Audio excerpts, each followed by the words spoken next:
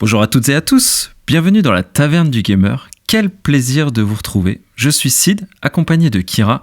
Quoi de neuf, mon cher Kira ? Bonjour, pas grand-chose. On va dire que c'était une semaine très chargée niveau travail, donc j'ai un petit peu joué quand même. J'ai fini mon test de Resident Evil, je vais vous parler tout à l'heure. J'ai même fini mon sujet hors sujet de la semaine prochaine, mais ça, c'est une autre histoire. Sinon, à part ça, c'est vrai que j'ai pas fait grand-chose. Enfin, si, j'ai reçu quand même mon jeu Yakuza Like a Dragon Ichin. Que je suis tombé sur une bonne promo, donc je l'ai reçu ce matin, donc je vais y jouer, je pense dès ce soir. Et ben moi cette semaine très chargée niveau travail aussi, j'ai trouvé un petit peu de temps avec notre webmaster du coup Yann que l'on salue. Bonjour. Petite annonce du coup pour commencer, chers auditeurs, vous allez pouvoir retrouver notre site internet latavernedugamer.fr. On a fait en toute originalité, hein, Kira, t'as vu c'est incroyable, je suis époustouflé.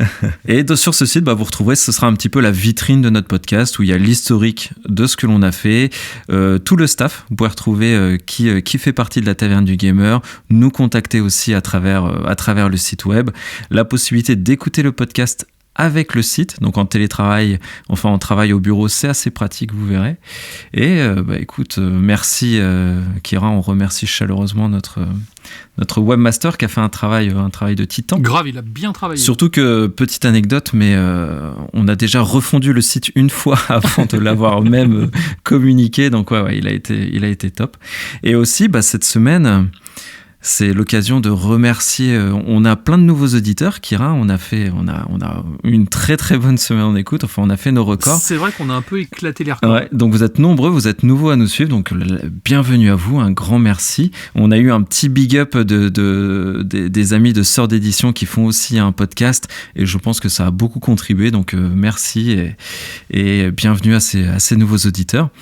Et du coup, Kira, qu'est-ce que l'on va avoir comme émission aujourd'hui ? Alors aujourd'hui, on va parler d'un grand nom du jeu vidéo qui réinvestit massivement dans le jeu vidéo, du coup. Donc, essayer de réfléchir à une entreprise qui s'est un petit peu retirée du marché. On va parler du feuilleton d'In House of Cards dans l'univers du rachat du jeu vidéo qui n'en finit pas. Un autre grand constructeur parlerait d'un nouveau hardware, donc est-ce que c'est vrai, est-ce que c'est pas vrai, on ne sait pas, donc on va décrypter un petit peu tout ça. On va parler du second Battle Royale le plus plébiscité du moment, et pour finir, on va parler de football. Derrière le test de Resident Evil Remake, donc le 4 bien sûr, et en sujet hors sujet, on va parler d'une sombre histoire de plombier moustachu et de royaume champignon. Ah, ne serait-ce pas Mario cette affaire-là ? Je pense, ça me dit quelque chose, mais je suis pas sûr. Générique ? Générique.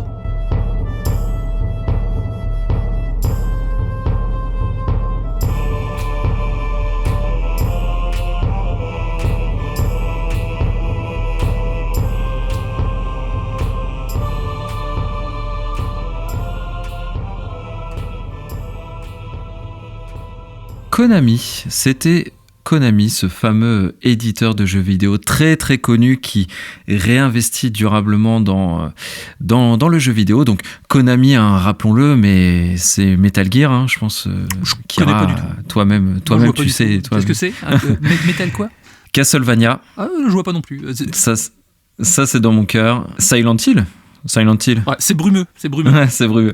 Mais aussi, Konami, c'est le casino, on le sait, au Japon, avec les pachinko, et Yu-Gi-Oh! Une des plus grosses sources de revenus de Konami, ça reste Yu-Gi-Oh! Et depuis quelques temps, ils font parler d'eux, Konami, ils reviennent sur le devant de la scène. On en avait parlé à l'émission 5 de la Taverne du Gamer avec leur Silent Hill Showcase, où ils avaient présenté tout plein de nouveautés sur Silent Hill. On sait qu'ils sont en train de travailler sur du Metal Gear, donc ça c'est pour toi Kira, avec peut-être un remake du 2 ou du 3. En tout cas il y a du Metal Gear qui arrive, vivement. Et du Castlevania aussi, il y a les remasters de Suikoden. Enfin bref, Konami a vraiment mis une grosse vitesse là en ce moment sur le marché du jeu vidéo. Et pour illustrer tout ça, donc ils ont annoncé à l'occasion un petit peu de leurs 50 ans, ils faisaient toute une communication en parlant de leur nouveau studio qui sera l'Osaka Studio Konami, enfin Konami Osaka Studio, qui sera installé dans un centre d'affaires assez énorme, et ils mettaient beaucoup en avant, c'est ça que j'ai apprécié Kira, c'est qu'ils mettaient en avant cet investissement au sein de ce tout nouveau studio qui va faciliter la vie des salariés, il va faciliter l'accès. C'est des studios qui sont très très bien équipés, qui sont déjà prééquipés. D'accord. Avec des technologies par exemple de motion capture, ce genre de choses. Donc vraiment un environnement très très favorable pour les créatifs qu'ils vont recruter. En plus, ils ont augmenté les salaires en moyenne de 300 € par mois à tous leurs salariés, donc ça c'est pas mal. Et ils investissent aussi dans un centre de recherche et développement dans le jeu vidéo qui va s'appeler le Konami Creative Front Tokyo Bay, prévu pour 2025 a priori, et qui sera vraiment très centralisé sur toute la recherche et développement de nouvelles générations dans le monde de la tech, en sens un peu plus large. D'accord. Donc évidemment le jeu vidéo, mais on les connaît, ils sont capables de nous caler un petit NFT par-ci par-là, ou du jeu en ligne, enfin bref. Mais tu vois, force est de constater que tous ces signaux montrent que Konami, ils redeviennent un acteur majeur et sur le devant de la scène. C'est chouette. C'est clair, on va dire le retour du roi. Il était temps, parce que c'est vrai que ça fait quand même longtemps que Konami laisse dormir ses fabuleuses licences. Là, c'est le moment, comme tu dis, tout propice pour pouvoir justement redégainer tout ça, quoi. Les gens sont demandeurs, moi le premier, avec les technologies actuelles et surtout avec les nouvelles méthodes de narration. Spoiler, on va un peu parler de Resident Evil 4 après. C'est l'occasion justement de redonner un petit coup de neuf à ces jeux. Ouais, carrément, c'est bien. Et puis là, on sait que Silent Hill 2 est en train d'être fait en remake pour la Bloober Team. Et peut-être que Konami se dit que ce serait bien aussi que ce soit eux qui fassent le propre remake de leur jeu. Donc ils arrêtent de camper un petit peu sur leurs acquis, ils réinvestissent. Et moi, je suis très content parce que tous les deux, c'est un éditeur, un développeur qu'on adore, Konami. Donc voilà, on est très content de voir ce que ça va donner par la suite. De mon côté, on va parler de Dallas, la suite du feuilleton qui perdure depuis quasiment un an maintenant sur le rachat d'Activision Blizzard par Microsoft.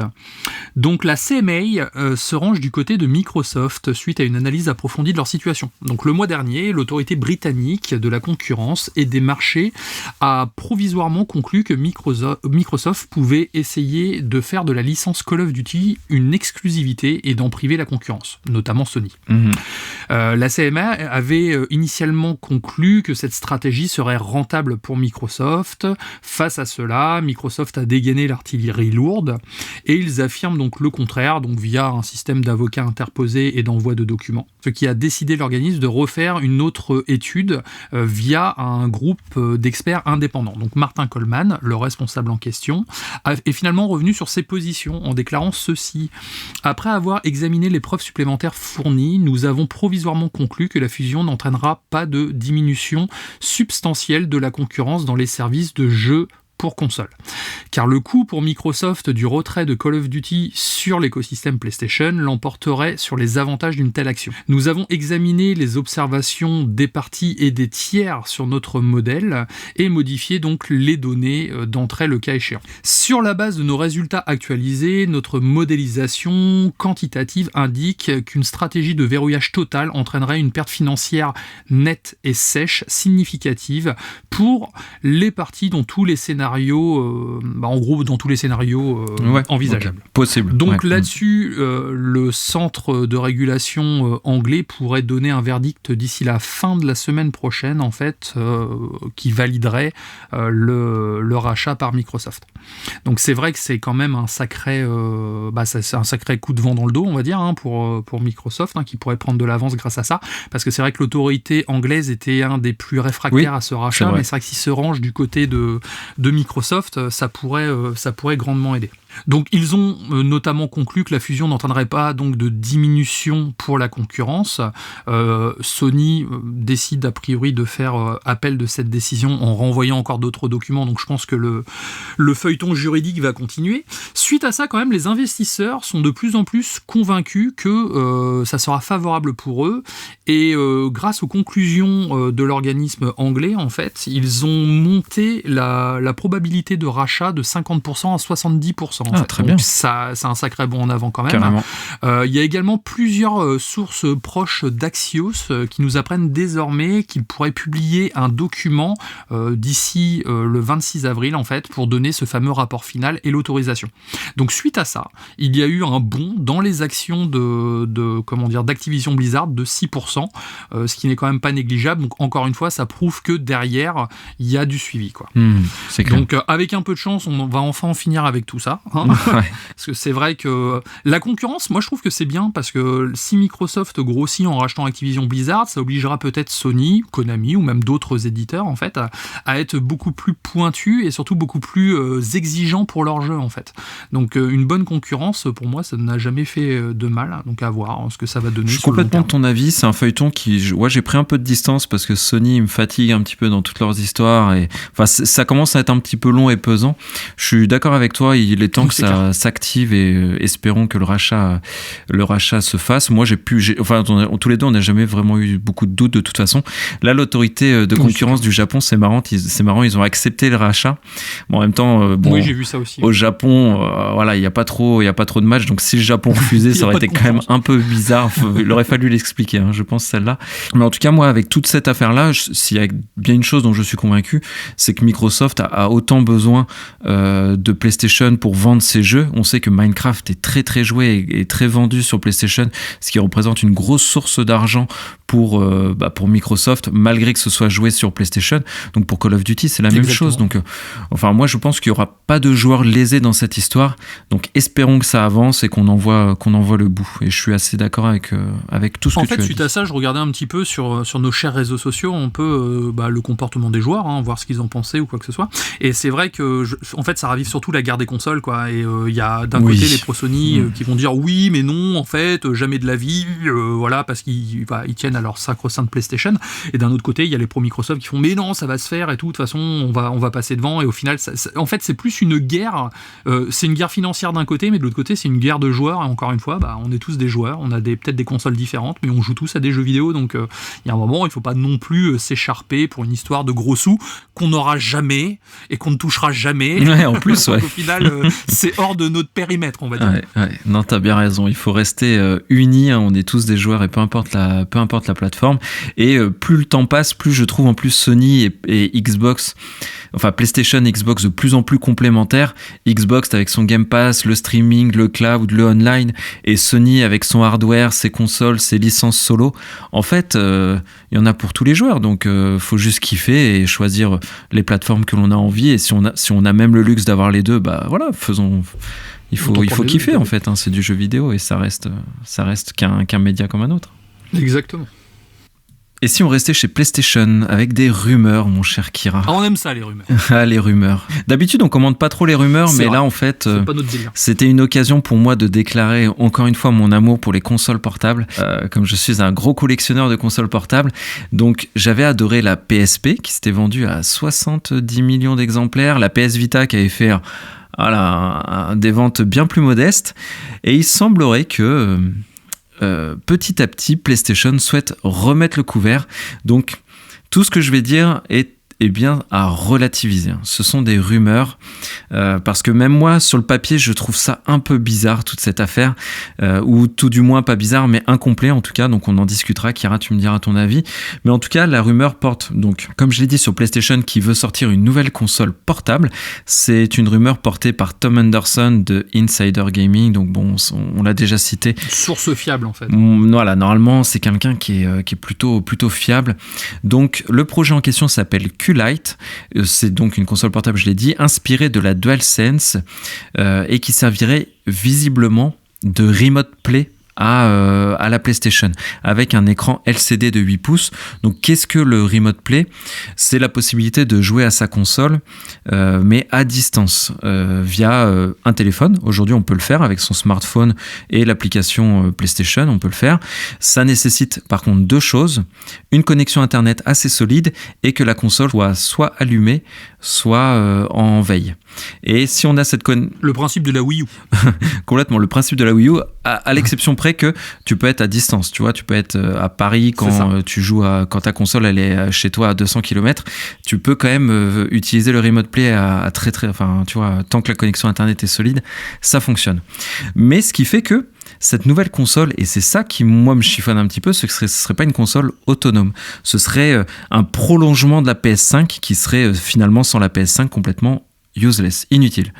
Donc en termes de caractéristiques, on n'en sait pas beaucoup plus, c'est des supputations, hein, mais on serait sur du 1080p, 60 fps, écran LCD de 8 pouces, je l'ai dit, avec gâchette adaptative, retour haptique. Voilà, sur le papier, c'est à peu près tout ce qu'on sait. Donc moi, encore une fois, je suis très très très client et consommateur de consoles portables, surtout que je joue beaucoup en nomade.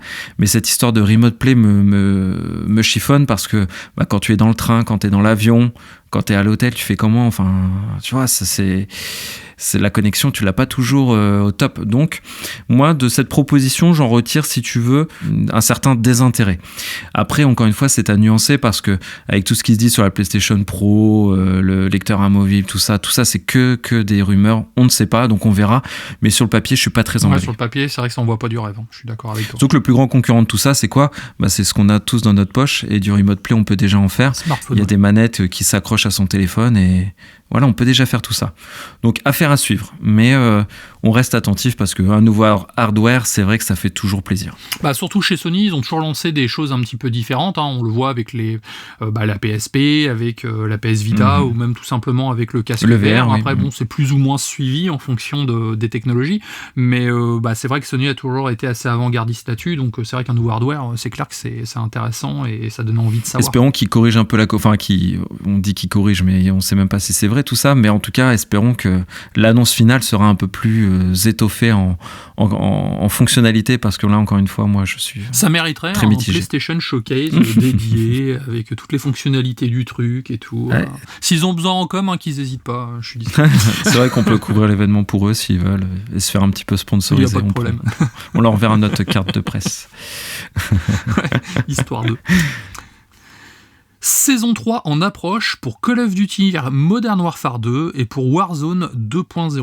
Alors Call of Duty, je ne ferai l'affront à personne de présenter cette licence qui a été maintes fois produit culturel le plus vendu de l'année. Hein.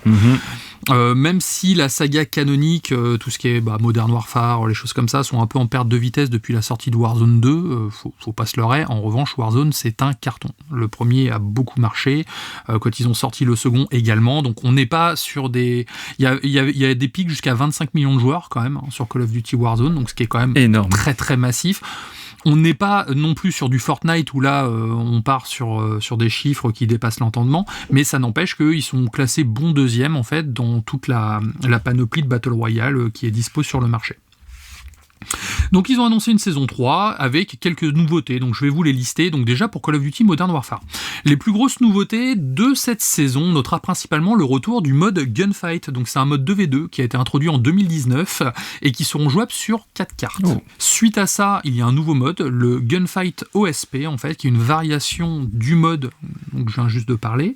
Là, ça nécessite de trouver son équipement sur la carte du jeu. Donc en gros, on arrive à poil avec sa bite et son couteau, et de là, on va aller chercher directement un petit pactage sur la map, et ce qui permettrait de survivre comme il faut. Il y a 5 nouvelles cartes qui feront aussi leur apparition dans le multijoueur classique. 3 d'entre elles sont dédiées au mode 6v6 et 2 autres serviront au mode Ground War et Invasion. Ils seront également, tous ces petits contenus-là seront disponibles au fur et à mesure de la saison 3. Hein, donc ça c'est assez important, ils vont pas tout mettre d'un coup. Il y aura de la coopération pour les fans de coop en fait, avec la mission Special Ops, dans laquelle une équipe devra défendre une zone contre des vagues d'ennemis, donc c'est un mode horde, hein, on peut appeler ça de manière plus simple. Et un nouvel épisode du raid est aussi attendu en cours de saison, avec en plus un mode infecté en fait, qui devrait ravir tout ce qui est amateur de tripaille et de zomblard bien comme il faut quoi. Pour ce qui est de Call of Duty Warzone 2.0, il accueille également donc de nombreuses nouveautés. Le mode résurgence qui fait notamment peau neuve et emmènera les joueurs sur la carte Al-Mazrah. Je la connais pas, je suis désolé. Je ne suis pas un fervent joueur de Call of Duty Warzone. J'ai un petit peu testé, mais c'est vrai que c'est pas ma spécialité, mais je sais que j'entends beaucoup parler. Le mode pillage fait son grand retour cette saison. Le but étant de ramasser le plus d'argent possible en éliminant un maximum d'ennemis, tout en ramassant des objets de valeur. Et là, sur ce mode-là, les respawns seront illimités. Donc ce qu'il faut savoir, c'est que la saison 3 sera lancée le 12 avril prochain. Okay. Donc c'est cool pour les joueurs de Call of Duty parce que mine de rien ils ont du contenu. C'est vrai que pourquoi j'ai choisi cette news, bon déjà parce qu'il n'y a pas grand news cette semaine, il faut pas se leurrer. mais pourquoi aussi j'ai choisi cette news, parce qu'en fait c'est vrai que Call of Duty il est tellement ancré dans le paysage vidéoludique en fait qu'on n'y pense pas. Enfin moi en tout cas j'y pense pas. Mais en fait il est joué de façon très très massive. Il y a un gros suivi. Il y a même des fois des crossovers. On a eu Rambo, on a eu Terminator. Enfin vraiment ils se permettent de mettre énormément de choses. Et c'est vrai que là avec la saison 3 ils envoient quand même du lourd. Donc je pense que ça va beaucoup plaire aux joueurs de cette licence. Donc c'est intéressant ce que tu dis parce que j'ai l'impression que c'est un peu la licence pour les gouverner tous. Quand tu expliquais qu'on arrive sans rien, on doit trouver son équipement, ça me fait penser à PUBG. Quand tu dis que c'est sur des très grandes maps où tout le monde s'affronte, ça me fait penser à Battlefield. Donc là, j'ai l'impression qu'ils regroupent un petit peu tout sous une même licence. Et ils ont raison, c'est ça qui cartonne. Il faut se diversifier. Donc on n'est pas tous les deux des grands joueurs de Call of, mais c'était intéressant en tout cas de voir comment, avec le temps, ils se diversifient et ils complètent leur offre. Et je pense comme toi que les joueurs ils seront vraiment ravis. Et donc, continuons sur Electronic Arts. Donc pareil, pourquoi avoir choisi Electronic Arts et FIFA? En effet, il n'y avait pas beaucoup de news non plus. Là, on sort un peu de notre zone de confort parce que je joue pas du tout à FIFA ni à Call of. Mais dans l'émission 17, tu en parlais avec le nouveau nom de FIFA, le rachat de la Première Ligue. Donc voilà, Electronic Arts, on connaît, c'est un très très très gros éditeur. Et il a décidé... comme tu l'expliquais, de fermer la porte à FIFA, le nouveau contrat leur convenait pas. Donc, ils partent sur leur propre jeu avec le même moteur, tout pareil. Sauf que le nom va changer et il va s'appeler, roulement de tambour, on le connaît, EA Sport FC. Donc, FC pour Football Club. Nouveau logo tout de suite relayé par Xbox et par PlayStation parce que je pense que Electronic Arts a besoin de cette visibilité. C'est pour ça qu'ils en parlent un peu à l'avance. C'est pour préparer tout le grand public au fait qu'ils trouveront plus dans leur rayon le FIFA habituel et que ce sera plutôt EA Sports FC. Donc c'est important, je pense, de commencer la communication dès maintenant. Et ils nous donnent rendez-vous en juillet pour un très très grand showcase, j'imagine, rendez-vous au travers de ce jeu en présentant les premières images, etc. etc.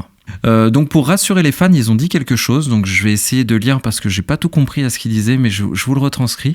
Donc malgré qu'ils aient fermé la porte à la FIFA, il y aura quand même plein de licences. Donc la Première Ligue, l'UEFA League Champion, donc là je lis parce que je connais pas tout ça, la Ligue 1, la Serie A, enfin bref, beaucoup de ligues. Moi je vous avoue, la seule ligue que je connais c'est la Ligue Pokémon où on combat Red à la fin dans Pokémon Bleu. Donc en tout cas, ils ont voulu rassurer les joueurs de foot, il y aura les licences, il y aura les joueurs, il y aura tout le monde. Donc je vous renvoie plutôt vers le communiqué plutôt que je le lise sans comprendre ce que je dis, mais voilà, en tout cas ça semble être rassurant et je trouve intéressant le fait qu'il communique très en amont pour préparer le grand public à cette transition qui est quand même pas anodine. Changer le nom d'un jeu qui est aussi plébiscité, c'est pas rien. Surtout qu'en plus, en parallèle, la FIFA avait annoncé qu'ils étaient en train de développer leur propre jeu FIFA avec un autre studio. Donc, est-ce que les jeux vont sortir au même moment ou est-ce qu'il y aura peut-être un an d'écart? On ne sait pas trop, mais c'est vrai qu'ils ont tout intérêt à communiquer dès maintenant. Surtout qu'à priori, ils n'ont pas le droit de faire de la pub in-game dans le jeu actuel. C'est-à-dire, ils peuvent pas déjà parler du pro. D'habitude, quand FIFA 22 est sorti, arrivé vers la fin de l'année, c'est FIFA 23 arrive telle date, tu vois. Là, ils ont même pas le droit de le faire. Donc, du coup, c'est pour ça va être un peu touchy quand même. Ouais, c'est touchy. Et je serais curieux de savoir vers qui la FIFA va se tourner. Tu vois, ce serait rigolo que ce soit Konami avec leur eFootball ou leur anciennement PES. Ce serait un très bon créneau peut-être pour Xbox, tu vois, ou 2K Games. Je pensais à 2K. Enfin, ouais, voilà, 2K. Enfin, il y a, à mon avis, il y a du monde à la porte de la FIFA pour sortir le remplaçant. Donc, ça va être un match très intéressant T'as vu, petite référence, un match très intéressant dont nous serons les arbitres et nous allons regarder un petit peu tout ça. Mais ça finira par un but, j'en doute pas, pour la FIFA. Surtout que Touquet, il pèse quand même dans le game du jeu de sport. Complètement. Ils ont énormément de licences et tout, et rien que le nom Touquet est quand même très ancré dans l'imaginaire collectif, surtout au niveau du basket.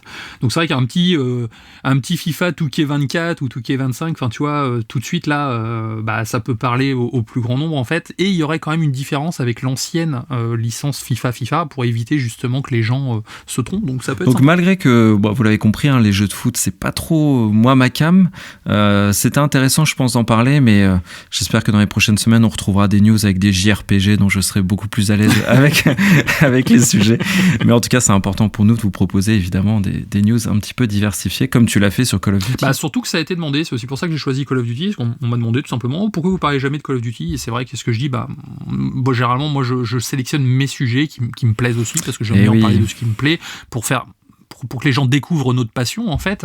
Et c'est vrai que je dis, quand j'ai l'occasion, j'hésite pas, je l'ai déjà fait pour FIFA ou quoi que ce soit, et là c'était l'occasion aussi de parler un petit peu de Call of, quoi. Et pour continuer, donc on a terminé justement notre session de news, donc voilà, pour les nouveaux auditeurs qui découvrent un petit peu notre podcast, là on passe sur le jeu de la semaine qui est testé aujourd'hui et chroniqué par Kira, qui est un petit jeu, donc Resident Evil 4 Remake, dont tu es un fervent amoureux de la licence, enfin tous les deux.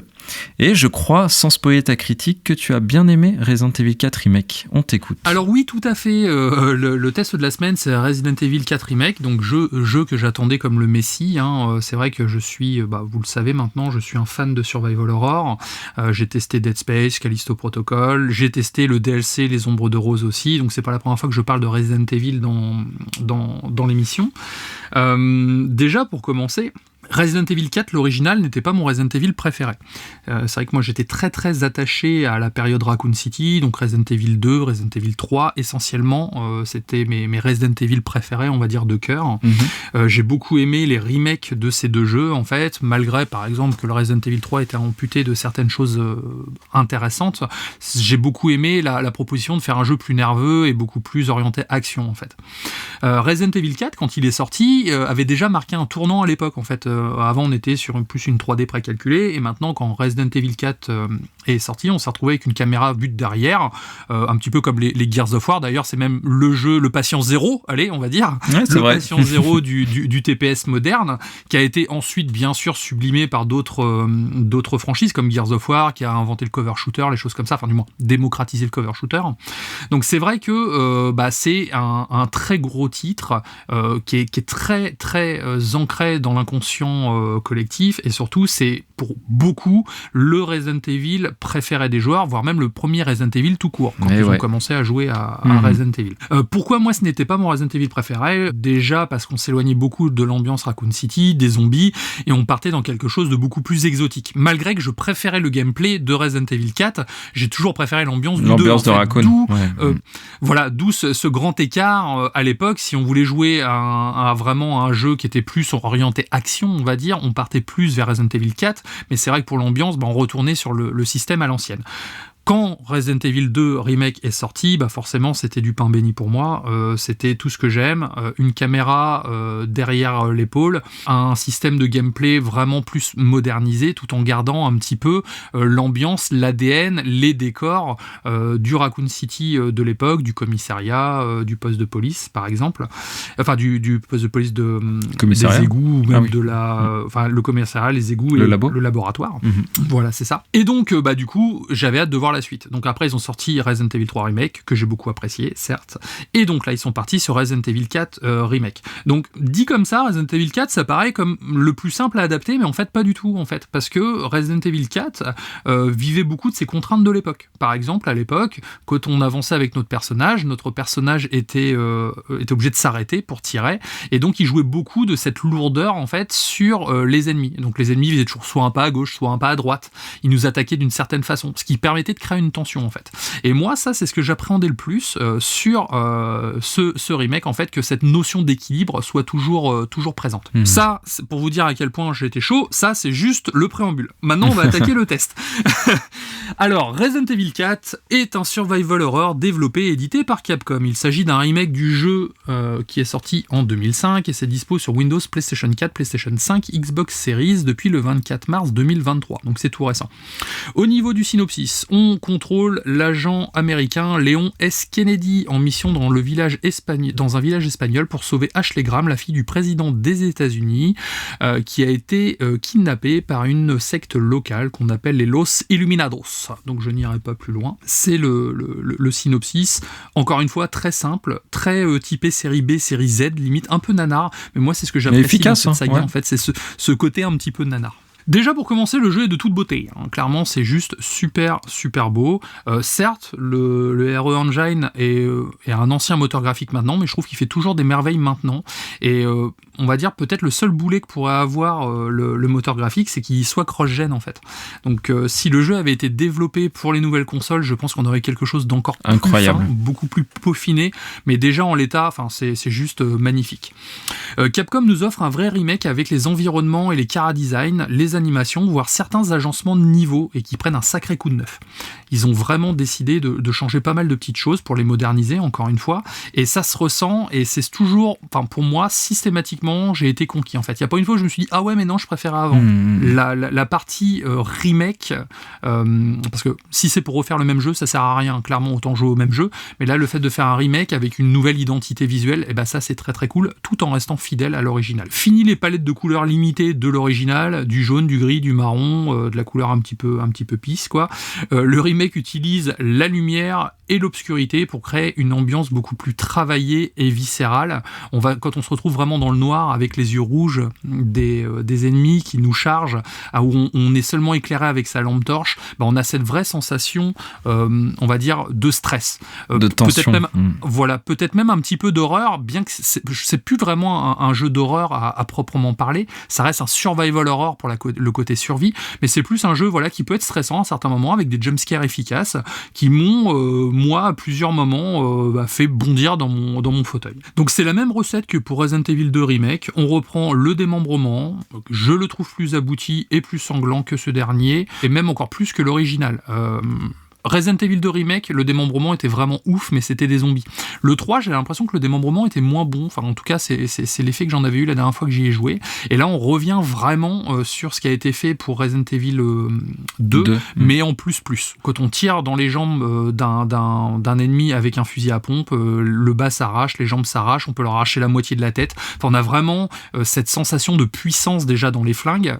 Déjà parce que les coups en fait que prennent les ennemis sont hyper graphiques, le son des flingues aussi est vraiment super bon, et ça aussi ça joue beaucoup à l'ambiance. L'aspect action manette en main avec sa panoplie de guns, donc comme je le disais tout de suite, est encore plus jouissif qu'à l'époque, surtout grâce à la modernisation du gameplay qui est aux petits oignons, disparition quasi intégrale des QTE, la gestion du couteau en temps réel pour pouvoir éviter des ennemis ou pour pouvoir les planter à certains moments est hyper appréciable, et surtout c'est très très dynamique en utilisation en fait. Je me suis pas senti là j'appuie sur quel bouton, comment ça se passe. On va dire c'est le seul point qui se rapprocherait le plus d'un QTE, bien que ça n'en est pas vraiment un en fait. Les environnements sont très fidèles, mais avec un petit plus par moment. C'est pas systématique en fait, mais avec parcimonie, on modifie le level design, parfois plus vertical. On retrouve une certaine homogénéité en fait dans l'enchaînement des niveaux. Je sais pas si tu te souviens en fait, quand tu as joué à Resident Evil 4 à l'époque, moi j'avais l'impression de jouer à un RPG en fait. C'était limite, il y avait le niveau du village, ensuite le niveau du château, après on va dire le niveau du volcan, ensuite le niveau du machin. En fait, en gros, pour moi c'était pas logique en fait. Moins bien intégré. Voilà, l'enchaînement des niveaux. La map me paraissait très illogique en fait. Là maintenant, le fait que le jeu soit en plan séquence, où il n'y a plus déjà ces coupures type codec comme avant, maintenant il parle à sa radio entre chaque chapitre, j'ai plus cette sensation de crédibilité de l'univers en fait. Ouais, c'est vrai. Et donc ça, moi, ça m'a beaucoup plu. Ensuite, il y a un côté aussi moins too much qu'à l'époque, surtout dans la narration en fait. Je sais pas si tu te souviens, le jeu à l'époque il est sorti en 2005, donc c'était au même moment qu'on était dans la fureur Matrix avec Matrix Reloaded et Révolution, qui était sorti en 2003 et 2004 de mémoire, et donc on se retrouvait avec toutes les patterns en fait que tous les films ont réutilisé et les jeux vidéo à l'époque, avec des ralentis, tout le temps, des doubles saltos arrière et tout. Je pense quand je parle de ça me rappelle le remake de Metal Gear Solid Twin Snake, remake que j'adore, hein. Mais t'as une scène où t'as Snake en fait qui saute sur un missile et qui fait un salto arrière en fait pour pouvoir se sauver, où c'est tout au ralenti à la Matrix, et en fait typiquement ça c'est ce qu'on retrouvait dans Resident Evil 4 de l'époque. Et ça c'est fini, donc il y a moins ce côté too much. Intéressant. D'un sens il y a moins le côté nanar que j'appréciais aussi plus également. Crédible. Voilà, c'est plus crédible, c'est plus sérieux. Alors il y a quand même cette vibe série B, hein, faut pas non plus déconner, ça reste du Resident Evil, mais voilà, il y a un côté plus crédible et plus réaliste dans l'enchaînement des séquences, moi ce qui m'a beaucoup plu en fait. Ok. Il y a quand même certaines surprises, des nouvelles séquences, des combats de boss différents, surtout le combat contre Krauser, je l'ai trouvé un petit peu plus horrifique, tout le passage avec Ashley en fait et m'a vraiment mis sous tension dans le noir au casque, que j'ai trouvé très très bon. Et pour finir, niveau scénario, c'est une copie Carbone. Il y a quelques changements qui permettent d'approfondir certaines nombres de l'original, comme ce qui s'est passé dans les 6 ans d'intervalle entre Resident Evil 2 et Resident Evil 4 par rapport à l'histoire de Léon. C'est bien, alors moi j'aime pas qu'on m'explique tout, mais je trouve que c'était non bien seulement dosé. Nécessaire, mais surtout, voilà, ils en annoncent pas trop, parce que quand tu prends Léon dans Resident Evil 2 où c'est un bleu, et tu le prends 6 ans après où il est envoyé par le président pour aller chercher sa fille, je me dis mais le gars il a fait quoi pendant 6 ans pour être à ce niveau-là en fait. Et là la manière dont c'est expliqué, ça permet aussi d'avoir un peu d'empathie pour le personnage, parce qu'on se dit ah la vache, il en a quand même chié en fait pendant toute cette période. Au niveau clair. Des plus, donc on va sélectionner les plus et les moins, et j'en aurai terminé. Alors la direction artistique, hein, qui est encore une fois magnifique, sublime. Le feeling du gameplay que je trouve vraiment top, l'agencement des niveaux qui donne un côté plus réaliste, hein, je l'ai dit tout à l'heure, la bande son, donc toute la réorchestration des thèmes musicaux que j'ai trouvé vraiment bien. Les combats sont plus dynamiques, étendus, avec un challenge certain, parce que même si maintenant Léon bouge et peut tirer en bougeant par exemple, ça n'empêche qu'il n'est pas fixé sur rail en fait, donc on peut louper son tir. Tu m'as vu faire d'ailleurs, j'ai mis 3 balles à côté d'un mec parce que vous étiez tous autour de moi, mais voilà. J'ai été témoin. Voilà, et surtout il y a aussi cette pénurie de munitions, enfin moi toute la partie dans le château, j'étais en galère de munitions tout le temps en fait, alors que toute la partie au début sur le village et l'entre-deux, j'ai toujours été bien, mais la partie du château c'était vraiment un gouffre à munitions en fait. Quand on se retrouve face aux cultistes, si moi j'aime bien leur tirer dans les jambes mais après les locher à coups de pied, si tu leur tires dans leur robe entre les jambes, forcément tu les touches pas en fait. Bien sûr. Du coup, quand on est dans l'action ou quoi que ce soit, on fait pas attention, et c'est là qu'ils ont été forts, c'est là qu'ils ont réussi à créer du challenge et à faire un jeu qui, en mon sens, est beaucoup mieux que l'original, et ça sera ma conclusion.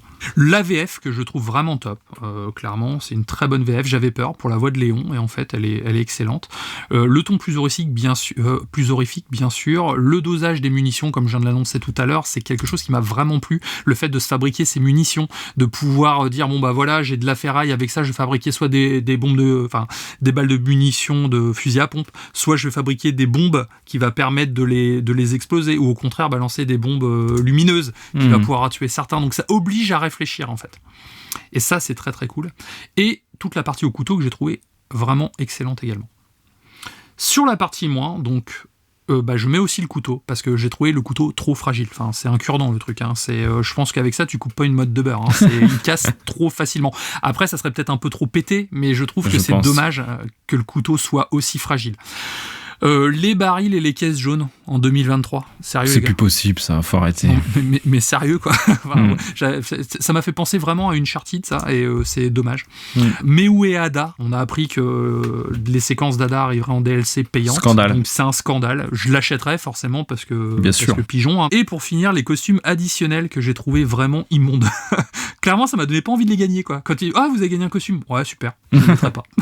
Donc en conclusion, Resident Evil 4 est un excellent remake, je dirais même c'est une masterclass dans le domaine du remake. Il réussit tout ce qu'il a entrepris là où Dead Space a échoué à mon sens.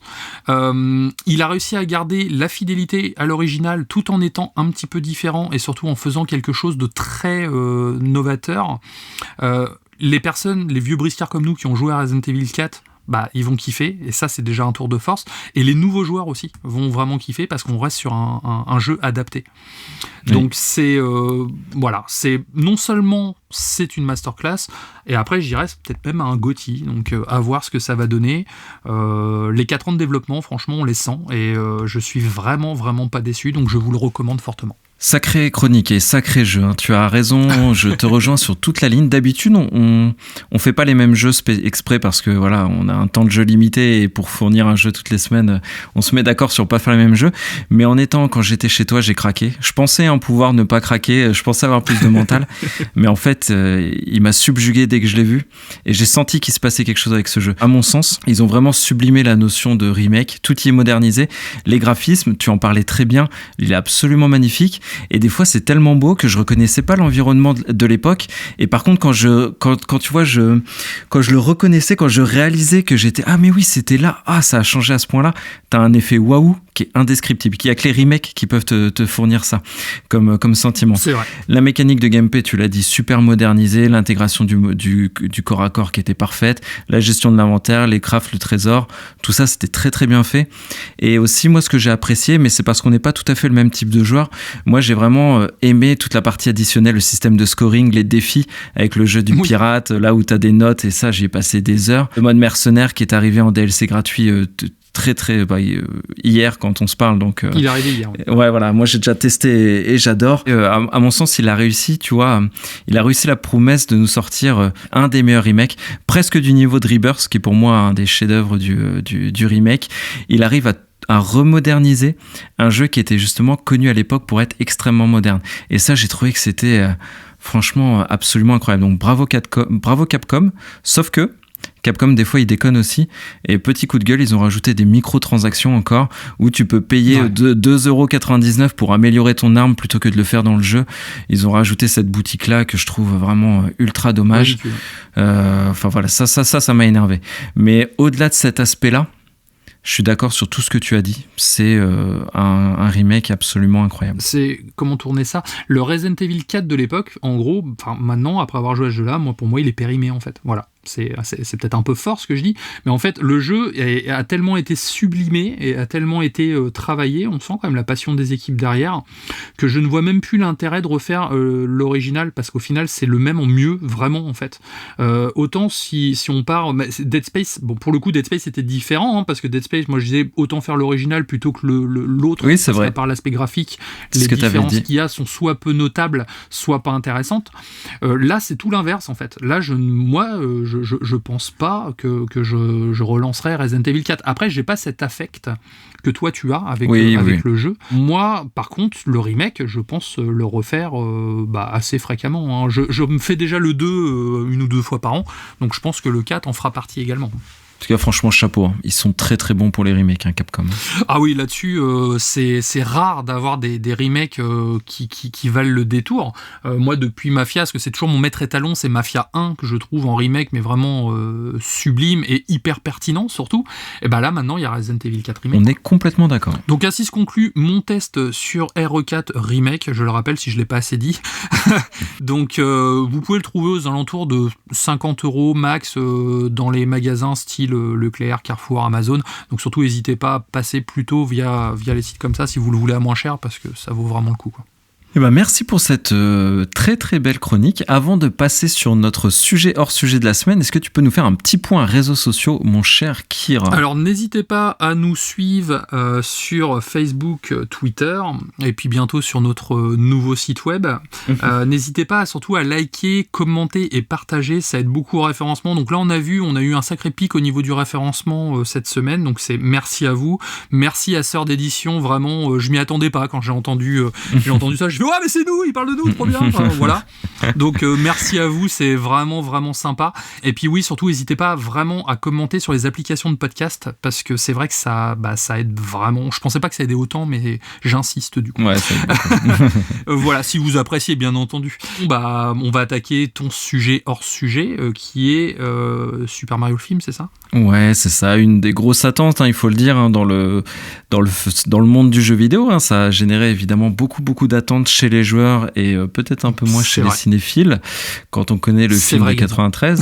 Mais Nintendo et Illumination, donc qui ont fait Moi Moche et Méchant et Les Mignons, dont j'en ai vu aucun, j'avoue, nous livrent ce film Super Mario Bros. Donc pour refaire un petit peu l'histoire, nos deux plombiers moustachus les plus connus, Mario et Luigi, lancent leur entreprise de plomberie.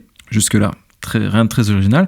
Sauf que pendant une intervention de plomberie, du coup, ils tombent sur un tuyau magique, donc je vous dirai pas comment évidemment, mais ils tombent sur un tuyau magique qui les envoie. Marion part dans le monde champignon et Luigi part dans le monde de Bowser. Donc forcément, c'est un petit peu embêtant, surtout quand on connaît Luigi et son courage incroyable. Légendaire. Et du coup, on se retrouve avec Mario qui veut secourir très naturellement, en tout cas retrouver son frère dans un monde qu'il ne connaît pas du tout et qu'il découvre à cette occasion. Donc je n'en dirai pas plus pour que la surprise soit totale, bien que ne vous attendez pas à d'immenses surprises. Mais en tout cas, c'est un film d'animation, tout ce qu'il y a de plus basique, entre guillemets, enfin basique dans le bon sens du terme, je veux dire. Il est très beau, c'est mignon, c'est tout public, c'est assez marrant. Pour un public plutôt familial, moi, tu sais, Kira, quand on en parlait, ma peur, c'était que ce soit un film qui soit trop enfantin et que ça me coupe un petit peu, je me sente pas le public visé, mais finalement non, c'était pas le cas. C'est plutôt à destination, vraiment, j'ai trouvé des fans de Mario parce qu'il y avait tout un tas de références très très très intéressantes. Petite mention spéciale, je le fais rarement, toi tu le fais plus que moi, mais pour le doublage français qui est de plutôt bonne qualité, enfin qui est même de très bonne qualité. Donc on a Pierre Tessier qui fait Mario, qui est un acteur de théâtre qu'on va retrouver dans Final Fantasy XVI. C'est pour ça que ça m'a donné l'occasion de placer le GOTY de cette année, Final Fantasy XVI. On a Audrey Sourdif, qui fait la princesse Peach, pareil, qu'on retrouvera dans Final Fantasy XVI. Benoît Dulac, que tu aimes beaucoup, qui fait la voix d'Onizuka et qui fait celle de Luigi. Je pense que ça peut lui aller, ça peut bien lui aller. Ouais, franchement, il est très très bon dans son rôle. Il y a Bowser, Jérémy Covillo, du coup, qui est la voix de Tom Hardy, un de mes acteurs préférés, mais qui a fait aussi du Zelda, du Batman, du Dragon Age, qui a fait du Call of. Donc, ils sont des personnes qui sont investies en plus dans le monde du jeu vidéo. Donc ça, c'était plutôt sympa. Bon, après, je vais pas tous les citer, mais il y a une très très bonne VF de qualité que moi j'ai beaucoup apprécié. Pour faire un petit peu les plus et les moins de ce film, parce que je veux pas trop en dire, le film est court, il y a 1h25, donc si je dévoile des éléments d'intrigue, c'est très très vite du spoil. Oui. Donc en plus, j'ai trouvé que c'était un univers qui était vraiment très respectueux du matériel original. Il y a beaucoup de références, les environnements, je les ai tous reconnus, les décors, on y est, les skins, les pouvoirs des personnages, même le caractère un peu intrinsèque des personnages, et franchement j'ai trouvé ça très très réussi, et on sent que Nintendo il verrouille beaucoup derrière. Les musiques du jeu sont pour moi le plus gros point fort. La BO est absolument géniale, on retrouve tous les thèmes avec des petits frissons quand on entend le thème de Luigi's Mansion, le thème de Bowser et tout. Franchement, la qualité de la musique. Ça titille la corde du fan. Ah, franchement génial. D'ailleurs, j'ai acheté les vinyles, je t'en parlais juste avant notre enregistrement, j'ai sauté sur les vinyles, je les ai achetés.